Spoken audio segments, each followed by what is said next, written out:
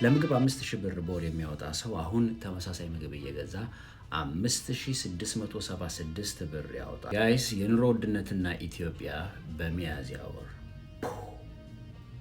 አልፋታን አለን። የኑሮ ውድነት ነገር ከወራት በፊት ውድነቱን ቀነስኩ ብሎ መንግስት ጮቤ ረግጦ ነበረ።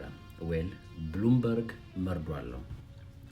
የኢትዮጵያ የኑሮ ውድነት በሚያዝያ ወር በአማካኝ 11.7% ደርሷል። ከህዳር በኋላ ታላቁ ውድነት ነው ተብሏል። ለምግብ 5000 ብር በወር የሚያወጣ ሰው አሁን ተመሳሳይ ምግብ እየገዛ 5676 ብር ያወጣል። ሂሳቡ ልክ ካልመጣ የምግብ ዋጋ ጭማሮ 13.5% በመድረሱ ነው ይላል ካፒታል ማርኬት ኢትዮጵያ.com።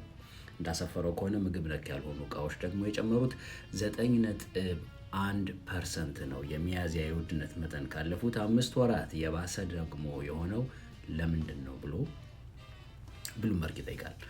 ብሉምበርግም ካፒታል ማርኬት ኢትዮጵያም የተስማሙበት ምክንያት የኢራኑ ጦርነት የጋዝንና ሎጂስቲክስ ቀውስን በመፍጠሩ ነው ተብሏል።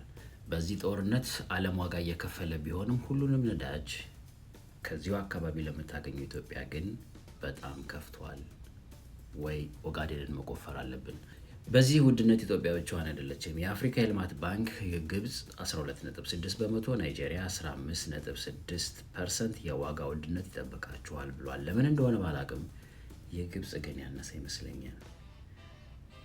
ምቀኛ የንግድ ሱቆችንና የመኖሪያ አፓርትመንት ቤቶችን አጣምሮ የያዘ ቅይጥ አፓርትመንት ቡልጋሪያ ላይ ይዘንላችሁ መጥተናል። ቴምር ፕሮፐርቲስ የህልሞ ማረፊያ